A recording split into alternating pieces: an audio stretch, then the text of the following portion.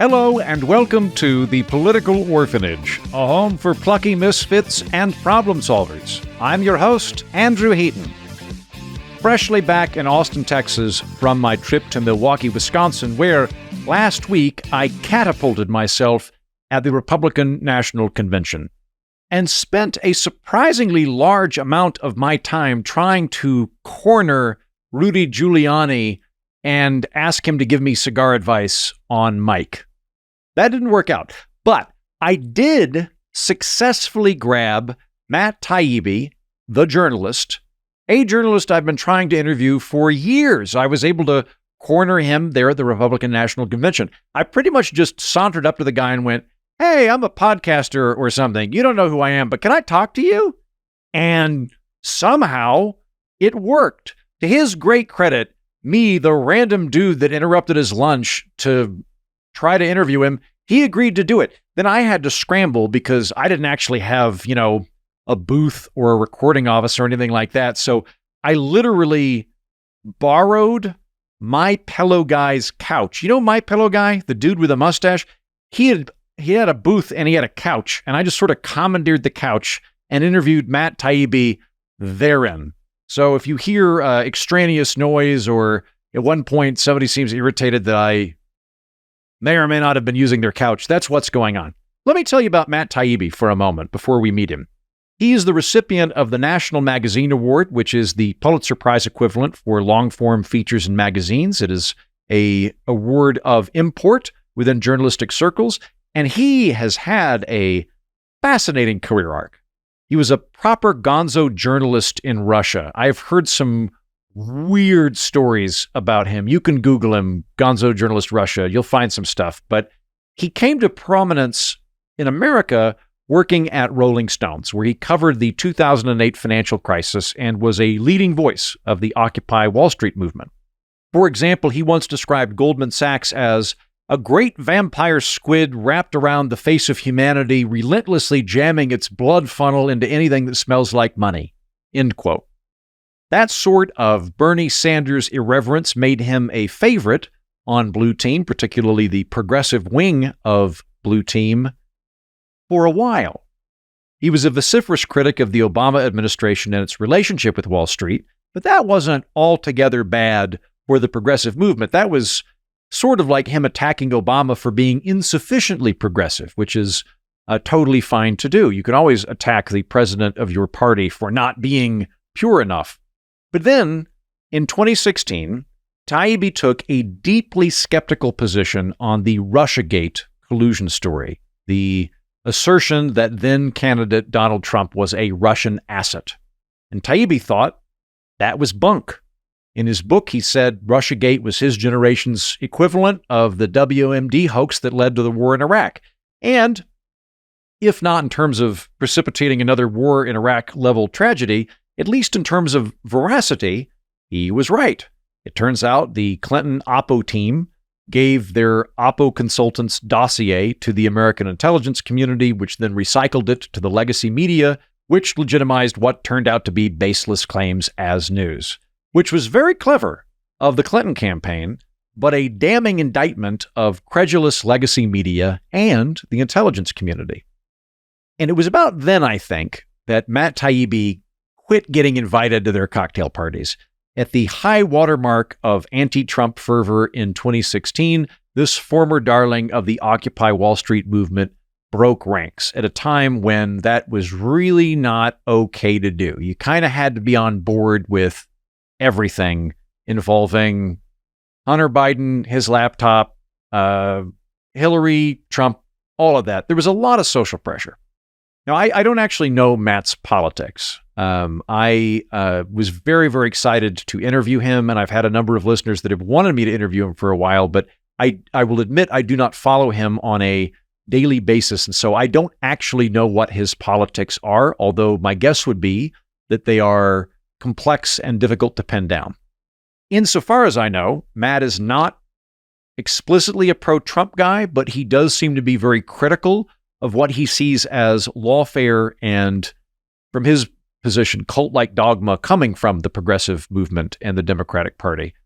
Or it might be that it's just that he's not making sense to a lot of people because he really is a populist, and that means his own fault lines do not match up with the old boundaries of the GOP and Democratic Party. Maybe he's anti-Wall Street, but that means that he's anti-managerial wing of the Democratic Party. I don't really know. My impression is that Matt abhors untruthful journalism, and he would rather have accurate reporting that leads to a bad outcome than dishonest reporting that arrives at a preferred outcome.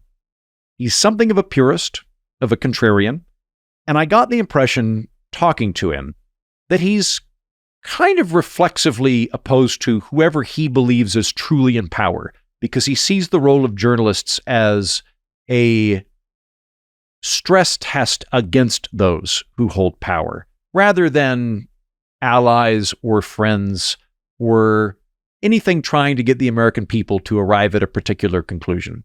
As I said, I don't really know Matt's politics, but then I am not going to talk to him about politics today. I'm going to talk to him about journalism. I am curious as to what he thinks the changing landscape of journalism is, the old days of Cronkite to the new days of Substack. Should newsmakers strive to be objective, or should they just be even-handed? Can they be buddies with politicians? Or should they be adversarial? If so, should they constantly be adversarial? And specifically, for my benefit and for your benefit, the audience, I wanted to get advice from him on how people like you and I, laymen, who are not plugged into the political superstructure, who do not have insider contacts, how do we cut through the deluge of misinformation and overinformation that we are subject to today? When presented with rumors and outright lies, how do we avoid defaulting on confirmation bias or partisan echo chambers or wacky conspiracy theories? How do we make sense of all of this? And he actually has a really good answer for that. A mental tool that we can use to gird ourselves against bad info. It is a good chat about political journalism with a highly controversial media figure right here on The Political Orphanage. But first, y'all heard that Biden is dropping out of the race? Joe Biden, that one. Yeah, you probably didn't hear about this, but over the weekend, he dropped out. So on this week's bonus episode of the show, I will be talking to comedy writer Jeff Maurer of the I Might Be Wrong Substack on the presumed Democratic frontrunner, who is a lady named, let me check this, Kamala Harris is, I believe, her name. She is from California and is an attorney. And we will be discussing her strengths and weaknesses as a candidate and dip a little bit into the prospective vice presidential pick pool. That is for patrons of the show. As a thank you for supporting the show, that is for you guys this week. And if you want to become a patron and support the show, you can go to patreon.com/Andrew Heaton. That's patreon.com/Andrew Heaton. Thanks. My guest today is Matt Taibbi. He is with Racket News, and he is the host of the podcast America This Week. And I think we can make the credible claim you are the closest thing to Hunter S. Thompson around at this time, minus the alcoholism. That you know of. That I know of. Well, I know a few gonzo journalists that love drinking. But, right, that's true. But man, you've got a storied career. I am dying to talk to you about the media, but before I get into that, did you play basketball in Mongolia? Is that true? I did. What the hell, man? Like, you're like a cartoon character. What was that? Well, let me preface it by saying pro basketball. Mongolia is kind of a small country. So not just playing basketball in Mongolia, you were a pro basketball player in Mongolia. Yes. So what happened was I was working in Moscow for the Moscow Times in 1996, I think it was. So you were there, wait, hold on. So you were there post-Soviet fall. Yes, well, I was actually a student in Russia while it was still Soviet. Were you writing then? No. Okay. I was 19 and 20 years old as a student. All right. That was back in 89 and 90. Okay. And then I came back. I was a stringer in a bunch of places, eventually settled in Moscow. I was working for the expat paper, the Moscow Times, in 96. And I used to play a lot of street ball at the Moscow State University. I played with a Mongolian guy, and we were having a cigarette afterwards. Like, athletes smoke in Russia, right? So And he told me they had a league in Mongolia called the MBA, the Mongolian Basketball Association. Had NBA rules, 24-second clock, everything. So I quit my job the next day. I went to my bosses at the Moscow Times and quit, got on the Trans-Siberian Railroad and went to Mongolia, had a tryout, and I played for one season, and then I got sick and had to come home. That's amazing. And I'm a comedian by trade. Oh, really? Yeah. And it's this weird thing where I've done stand-up in Cambodia. And so I know all of the stand-ups in Cambodia. There are two. That's great. And I've done stand-up in Iceland, and it's kind of the same thing where I'm like, if I moved to Iceland, I could maybe be the funniest person. I'm not the funniest person in the room right now, but in Iceland, I might be. That was sort of my thought. I could go to Mongolia. I could be Charles Barkley in Mongolia. Yeah, you could be the Charles Barkley of Mongolia. Yeah.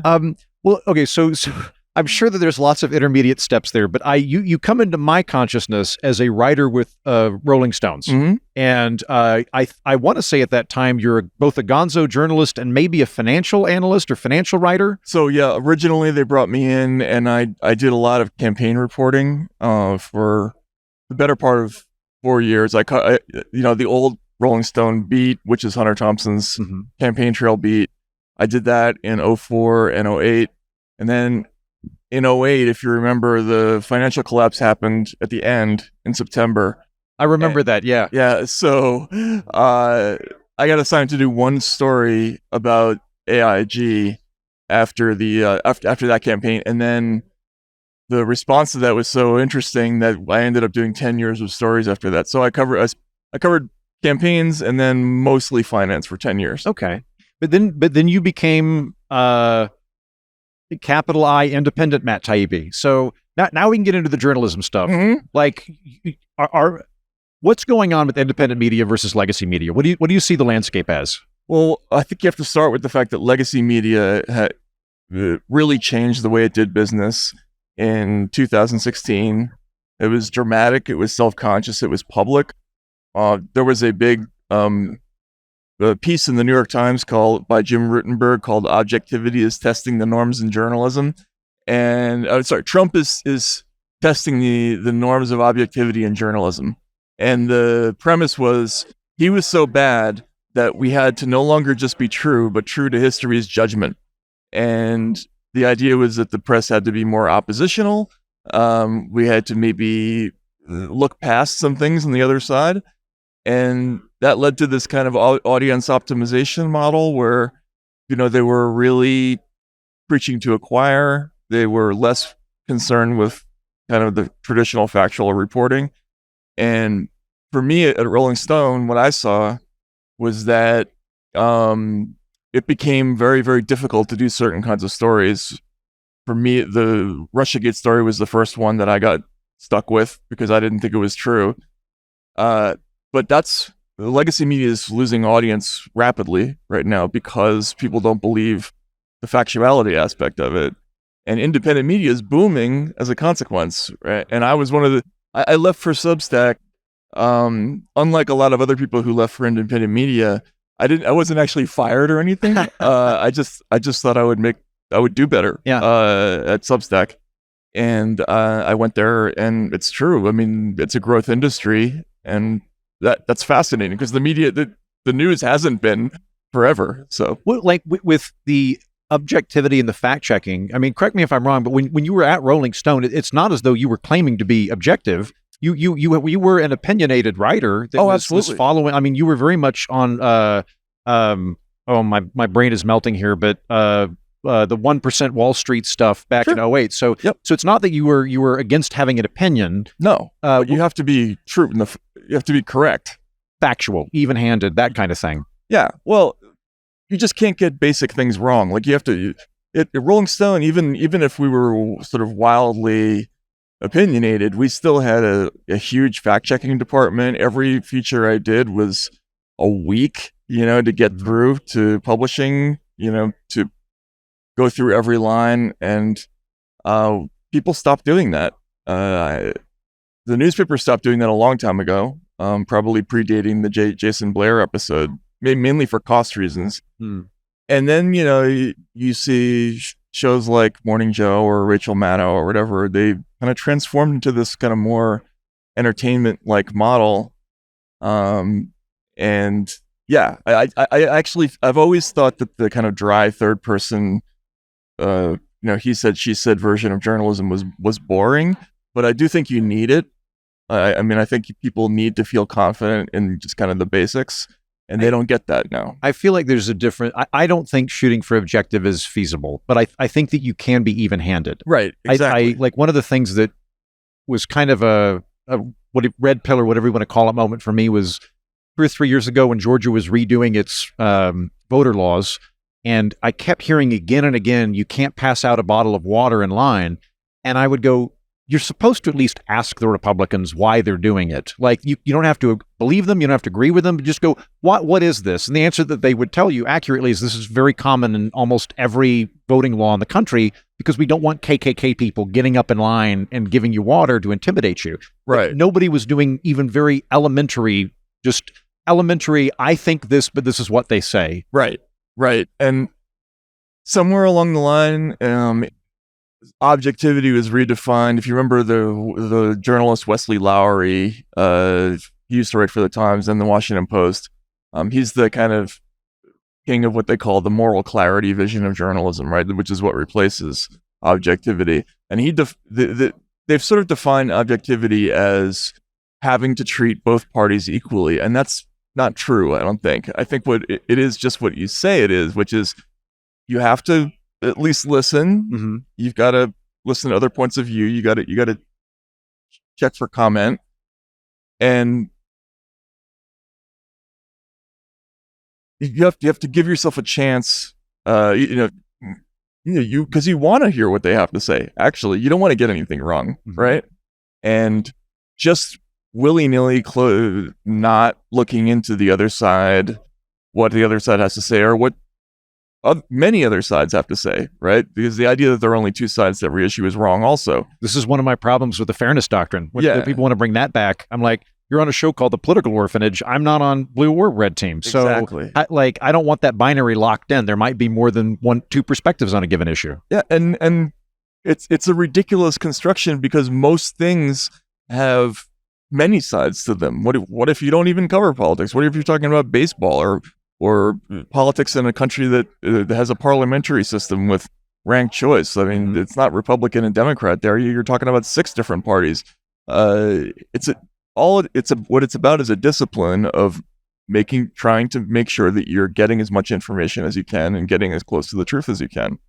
So you brought up 2 different factors, at least that I heard a moment ago in terms of the shifting journalism. You brought up the economic factor, that it's too expensive to have fact checkers, but you also brought up the Trump as singular threat. We need to redefine journalism. So what do you think is the principal cause in changes in journalism? Is it the old models just don't work economically, and so people have become more clickbaity? Is it that the politics has changed of people in it? What's the instigating factor here? It's a combination of a lot of things. I mean, not long ago, my father was a journalist when he started in the late 60s as a teenager. The news was understood it was okay to be a loss leader. If you were at a network, sitcoms made money, sports made money, the news lost money. So they didn't have to worry about the profit motive as much. Then when cable came along, suddenly, news channels were competing not just with 2 other stations, but with lots of other stations. Then the internet comes along and there's competing with Sasquatch sites and other stuff. And it became very difficult for them to compete. And I think when the pie began to shrink, they began to look towards the Fox model. Fox was a real innovator in saying, okay, let's not bother trying to get the whole audience. Let's just pick an audience and dominate it.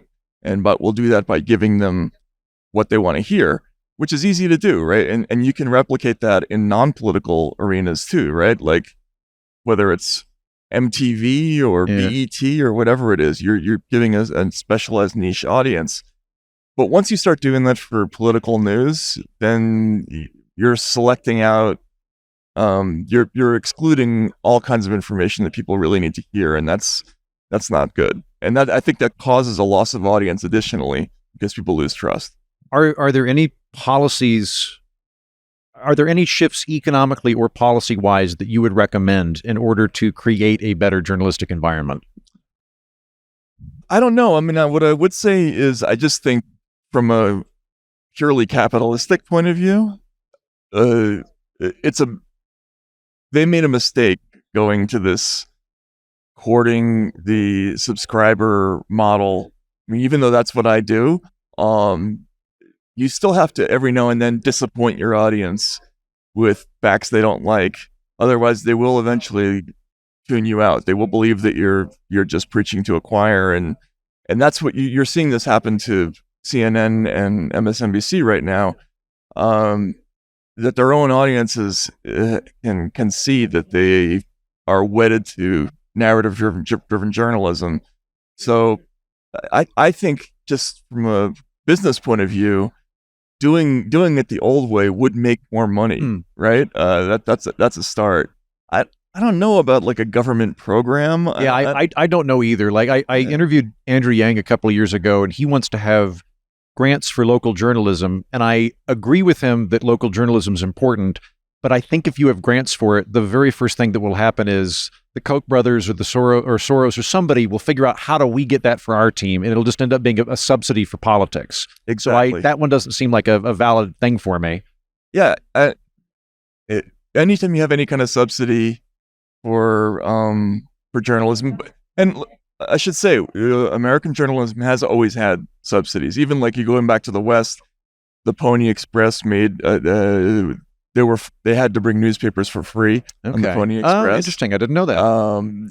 The original FCC acts required that people who use companies that use the public airwaves, they had to have programs in the public interest, which is where that idea about a loss leader comes from, right? Like, even if you're going to make money doing other stuff, you had to do this one thing to satisfy the requirement to use the public airwaves. You know, I think that's okay, but it needs to be balanced out with other things. And, you know, we've seen since the internet has come along that there's been this amazing flowering of other kinds of media. And it's really easy to become a success if you do good work, I think, actually. But I mean, I'm not.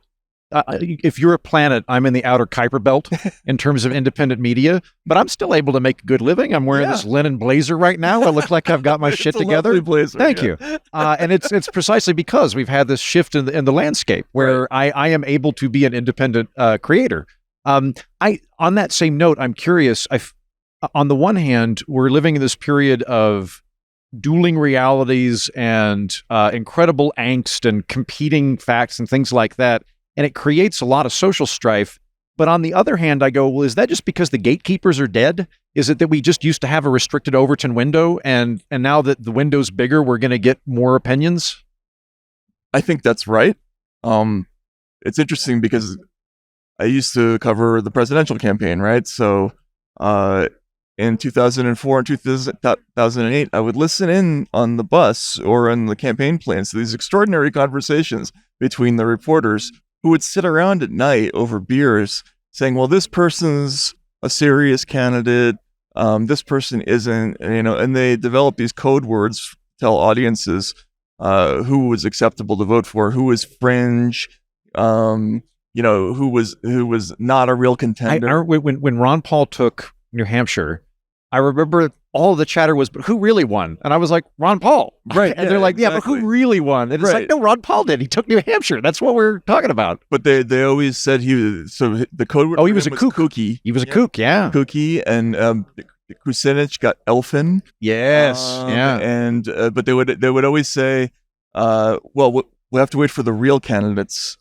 to show up, right? So, if somebody like Paul or Kucinich or even Bernie early in his campaigns, they would say, well, okay, this is a message candidate, right? And this is a way of telling audiences that, well, this person's not going to win, so you should focus on these people.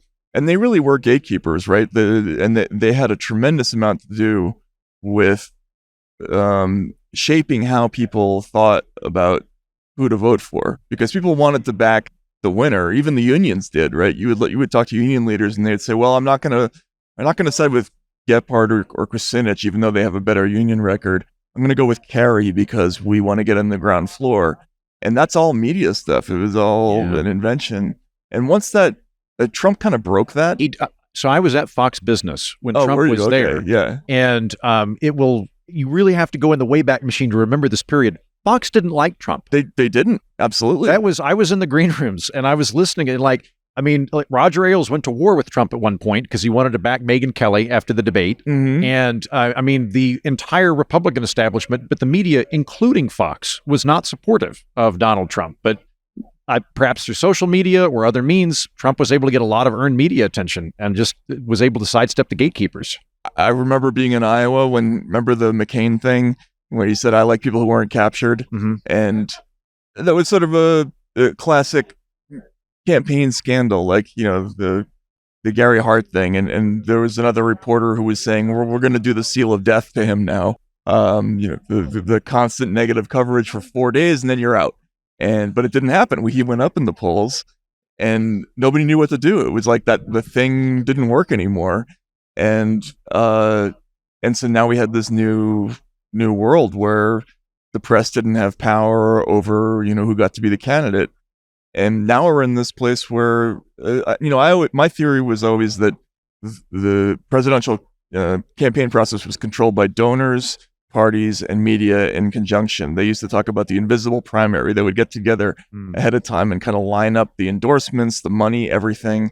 And now that's all broken. Now, there's chaos, and I think that's more interesting. But I think it's more interesting, but from the perspective of listeners, readers, viewers, people that are consuming media, I, who do this for a living, struggle in that there's so much information and so much of it's blatantly contradictory. And I'm not an expert in medicine. There's so many, I can weigh in on a few things. Like, I know enough to be dangerous on political economy and law, but when we get into medicine, when we get into science, I don't know how to do any of that. So I think what a lot of people are doing is, well, I'm just going to default on my party because I have no means by which to read 15 newspapers per day. How do we do any kind of quality control in this chaotic environment? And that's the tragedy of the press problem, because you need to be able to trust media, and over again, we have not been able to. I mean, you talk about not being a doctor or not having medical knowledge. I'm the same way. Like, it took me 3 years to figure out where exactly I should be thinking about the COVID situation, who was right, who was wrong. I couldn't read the news, so I would have to put my reporter hat on and try to cold call doctors and things like that. Yeah. The average person can't do that. Right. So, that's a really unhealthy situation. And that was the thing that the quote unquote objective media used to be decent at. They would at least put you in the ballpark of, where things were factually. And now, it's all over the place. So you don't think that it's that there was, or unpack this for me, it's not that there was an establishment that just put its thumbs on the scales and it can't do that anymore, but there was a certain level of journalistic integrity that was part of that establishment at the same time? I think so. I mean, it was, we were certainly guided, the traditional corporate journalists. Noam Chomsky wrote about this, right? And manufacturing consent. Journalists did their jobs according to what they understood their jobs to be pretty well, but the parameters of those discussions were kind of artificially narrowed, right? So if you were to write an article about the war in Vietnam, the extreme left version of that was allowed was Vietnam was never winnable from the beginning, right? Not that we, were kind of an invading, occupying force that committed atrocities, but it was hopeless. We put off the inevitable, and then the right wing version of it was that it was the media's fault that they cost us the war. But those were artificially defined lines that editors would keep us within, and so there was a lot of shading of the debate, but within that, reporters, I mean, I grew up around reporters my whole life. There was definitely an ethos there. People, before they did stories, they went to bed at night scared they got a fact wrong somewhere, and it's not the same now. It wasn't that they were going to bed going, hey, we're all on the same team here, but we have to pretend to the American people as though we're objective. There was a certain level of just ethical guidelines that they were abiding, and a fear of retribution if they didn't hit those. Yeah, if you're losing your career, getting sued, all those things. Whereas, one of the weird things for me was when Biden won in the last election. I don't remember his name, but the fact checker for CNN tweeted like, "Great, going on vacation for 3 weeks," and I was like, "What?" Like, but it was so clear that he was like, "My job is to check Trump," and I was like, "But you're not. You should be oppositional." Like, in my view, the media and politics should be adversarial in a healthy way, and in the same way that like you need a defense attorney and a prosecutor, and you want to have balance of power between the executive and judiciary. I don't like.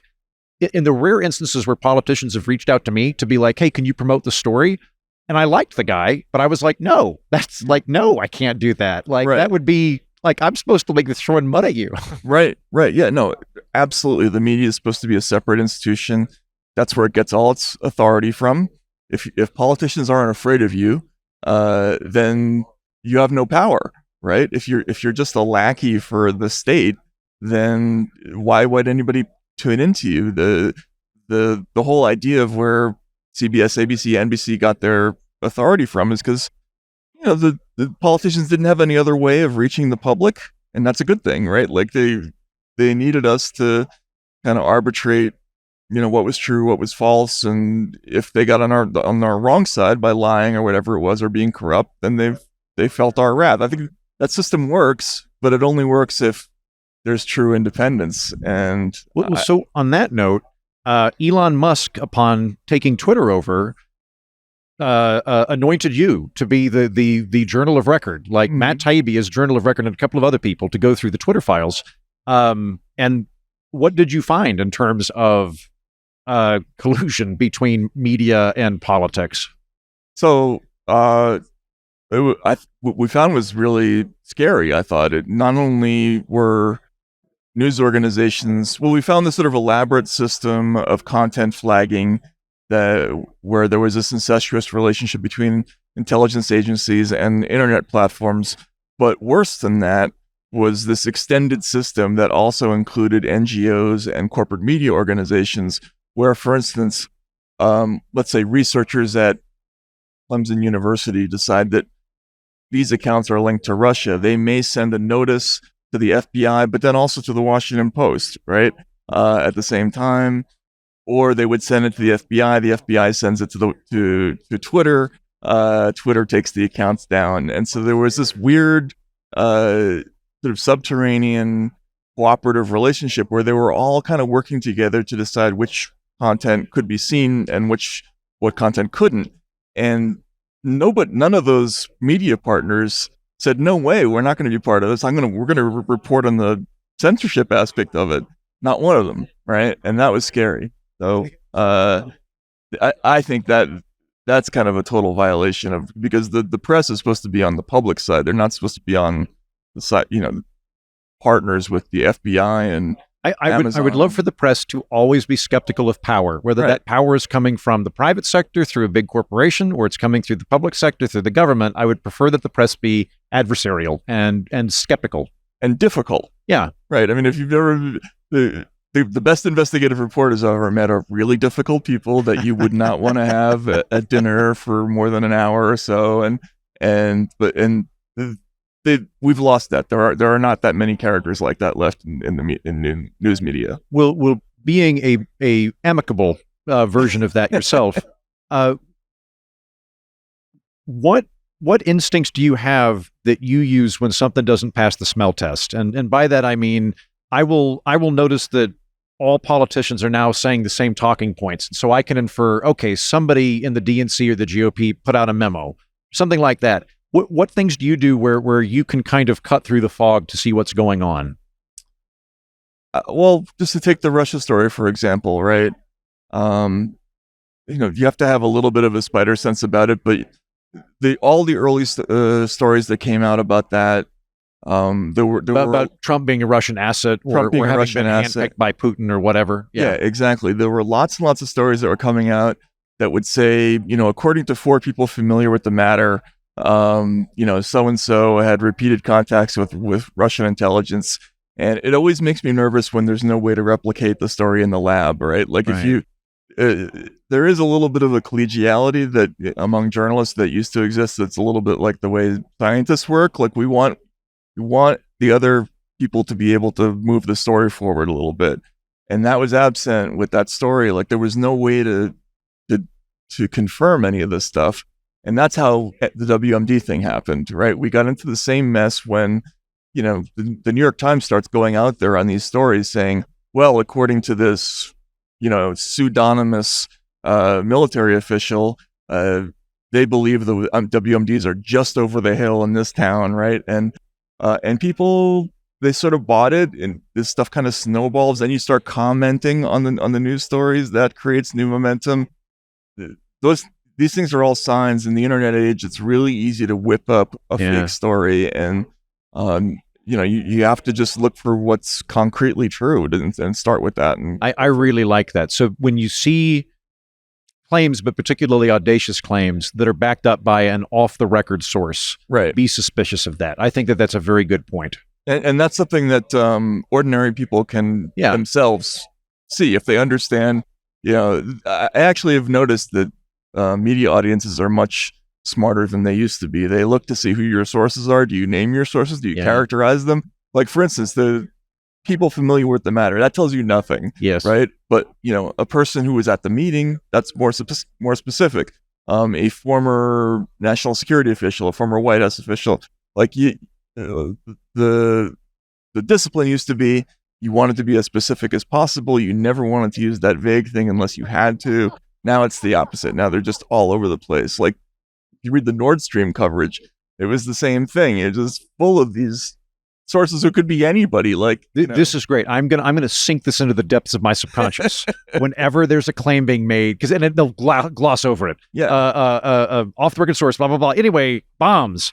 Right. Like, zero in on the source, and if there's no source there, then there is a unconfirmed bedrock reality that we're building all of this on. That's the thing to be concerned about.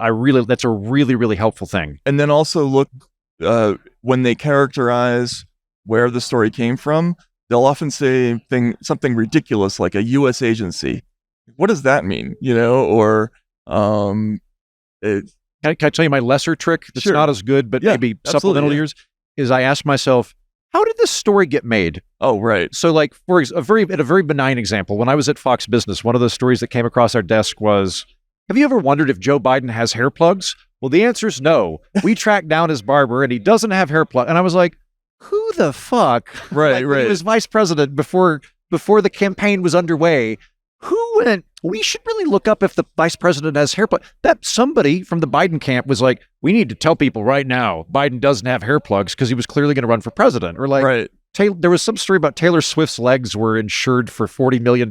And then when asked, Taylor Swift demurred, I don't know where people get this, but I'm very flattered. And it's like, well, clearly Taylor Swift's PSYOPs team had generated this story, because otherwise, where would it have come from? There was no insurance company that was mentioned. Or like right now, we're recording at the Republican National Convention. It has been leaked that Schumer and Pelosi have both confronted Biden on stepping down. And it's like, well, who other than Pelosi or Schumer would have leaked that information? Exactly. Yep. That's a really good point, right? So unless somebody independently went out there to go, I'm going to go figure out whether Joe Biden has hair plugs or not. By the way, does he have hair plugs? I think he does. Yeah. And I didn't trust the reporting on it. They didn't quote they didn't mention the person's name that was the barber. Like, it seems to me that somebody in the Biden camp was like at a swingers party or at a cocktail group or a book club with somebody that was at ABC or whoever it was. And they were like, by the way, here's our thing. And they went, yeah, I can, I'll take the day off and just use this. Thanks. So yeah. Ridiculous. Yeah. I mean, another one that drives me nuts is, and I learned this when I started covering stories in Congress, like you will sometimes say, according to 4 officials, and what that is a person who's like a congressional aide tells you about something that, for instance, let's say it's classified, right? Or it was recently declassified. They call you, they tell you to call somebody who works for, the NSA or the Pentagon, And then that person puts you on the phone with two other people from the same office. It's really one source, right? It's all coming from the same place, but what they're doing is they're just putting you on the phone with multiple people, you know? Got it. So the assistant branch manager for the NSA PSYOPs division or whatever delegates Bobby, Timmy, Sue, and Jordan to all talk to ABC or whoever, and thus it seems as though there's... Okay, that's interesting, yes. Especially with intelligence stories, how many times are you going to get two independent people leaking the same secret thing to you at the same time? That's going to be hard to do. Well, so on the flip side of the coin, what do you do to keep yourself from getting snookered by conspiracy theories? Given that you, I think, you have a healthy sense of skepticism, but if you engage in that too much, you go tinfoil hat. How do you walk that tightrope? It's very difficult now because in the last 8 years, we've had so many things that I would never have thought possible to be true turn out to be true. I've had to widen my thinking about what possibly could be happening. But I think the process is still the same. Yeah. You still have to go just check the sources. Check, and there's no, as you say, it's not medicine. It's just, you're just making phone calls. So, well, I know you've got to leave in a second. Can I ask you a couple more questions? Sure. Something that I'm always just kind of curious about whenever we get polling on who legacy media voted for or gave money to when they reported, it's like 97-3 Democrat to non-Democrats. Very, very stacked. Some of my friends would say it is because progressives are just smarter or something to that effect. I have to assume it's structural, but I don't know. Why does media, or at least legacy media, tend to be more progressive in general, do you think? Or is it a false dichotomy? So when my father started in journalism back in the 60s, journalism was more of a trade than a profession. People who went into reporting, they were more likely to be the sons and daughters of electricians and plumbers. A lot of them didn't even go to college.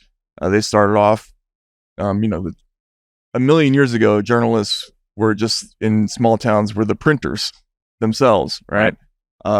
But then after, I think, All the President's Men, journalism became a sexy upper class profession. By the time I got into it, it was almost 100% people who went to really good schools, and it became a prestige job. And as a result, there's now this weird thing where there are almost no working class people left in journalism. There always were. If you go back to the days of like Mike Royko and Herb Cain and people like that, or I'm forgetting the guy, and Jimmy Breslin. The working class voice is gone, and I think that's very reflective of what you're talking about. Even though it's not really a political thing, it's really a class thing, class and income thing. Interesting. And the problem with that, people would say, "Oh, they're just smarter." Well, you're so smart that you miss stories like the Trump campaign, right? Or just bought hook, line, and sinker that Trump was a Russian asset, which many would call a conspiracy theory. Right. And just propagated it for a couple of years, yeah. Yeah, and that's a lot of that is because you just don't talk to anybody outside of your thing, and so yeah, I think that's a real problem. Well, and final question for you: where do you see media going in general? Like, is it ding dong, the witch is dead? All the cable news television shows are going to implode, and it'll be nothing but Substack. Like, where do you think this goes? America has an amazingly innovative journalistic tradition, going all the way back to, Mark Twain, Ida Tarbell. We kind of invented participatory journalism, of the, Black Like Me, George Plimpton type. I think we'll figure it out. We've been kind of really good at that over the years, and I think we'll figure out something, and it's going to work. So I will say also, we also have a history of very egalitarian, funny, engaging journalism that seeks out what most people want. It's a journalism for everybody. That's always been our strength. When we get away from that is when we tend to screw up. And I think so that we have to toggle back in that direction, I think. Matt, I feel so much better having spoken to you. I feel like you gave me a really good mental tool. Listeners, we all got a good mental tool, which is just look for the source. When there's a weird thing being discussed, look for the source. That is such a helpful way to cut through stuff. I simultaneously feel more skeptical and more optimistic about the future of media. I hadn't anticipated that, but I'm very grateful. Thank you, Matt. Thank you so much. And where can people find your work? At Racket.news. Racket.news. Thank you so much, Matt Taibbi. That's the show. Thanks for listening. Thank you, Matt Taibbi, for coming on. Thank you, Eric Stipe, who edited today's episode. Until next time, I've been Andrew Heaton, and so have you.